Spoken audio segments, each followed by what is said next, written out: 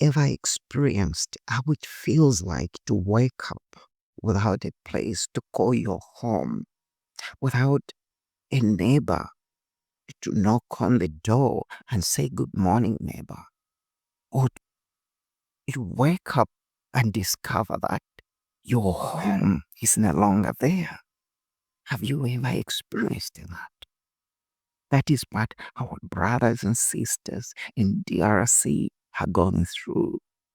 Children, women, the hot people, the disabled, the sick, they've gone through that.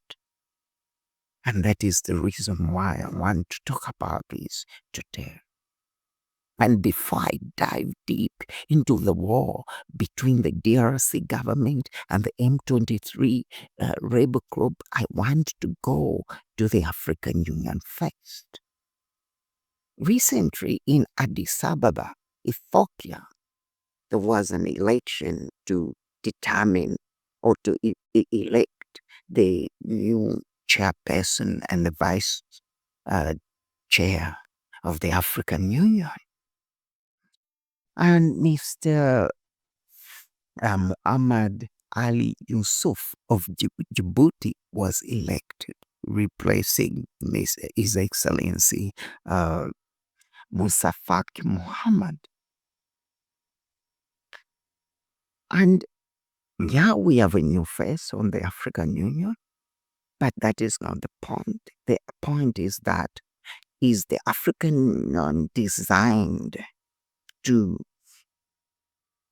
handle our problems? What is the mandate of the African Union right now?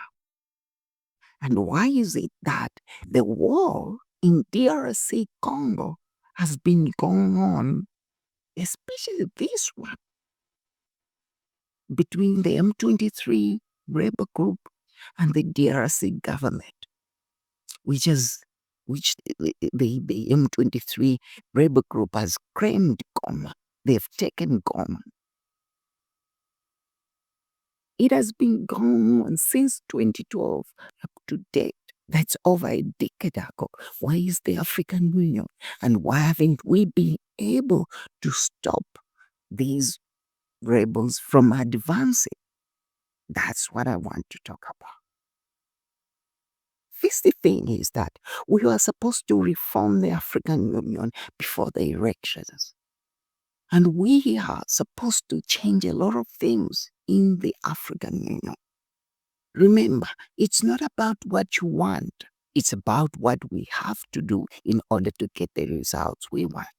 So if the current setup, the current administration, or the current structure is not able to stop the war in Congo or to solve our problems, the issue is not the people. The issue is the structure. It is the structure that has been designed badly. That's why it hasn't been able to do anything. And what is our duty as a people? We are supposed to restructure the African Union so that it is designed to save the people. We are about 55 countries of us in Africa.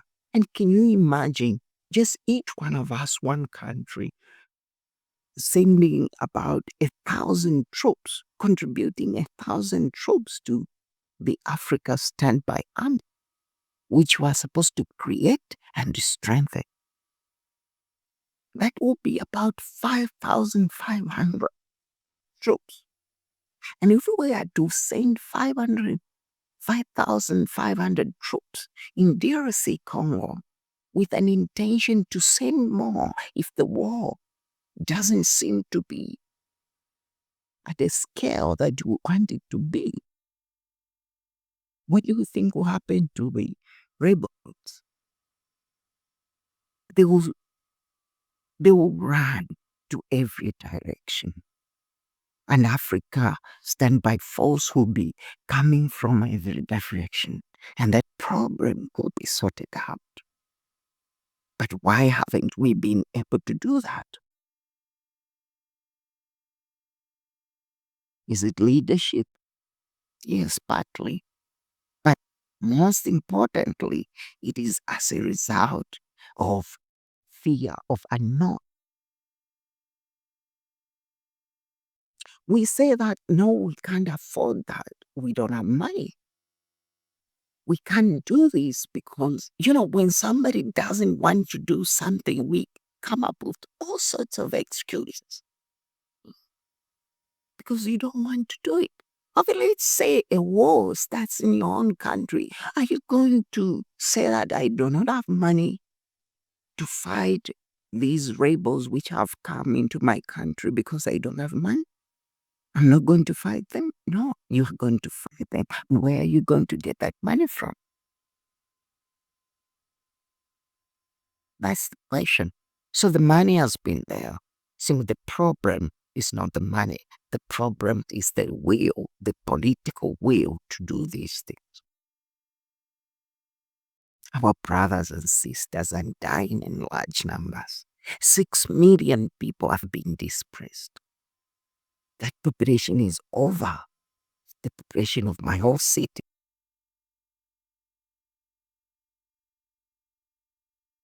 And it will take you and me to stop this. So whatever you are, whatever you're doing, tell your leaders to say, we have to do something about the war in DRC. I love you all. Subscribe to the channel if you like it. Tell me what you want in the comment section. Love you all. Thank you. Bye-bye.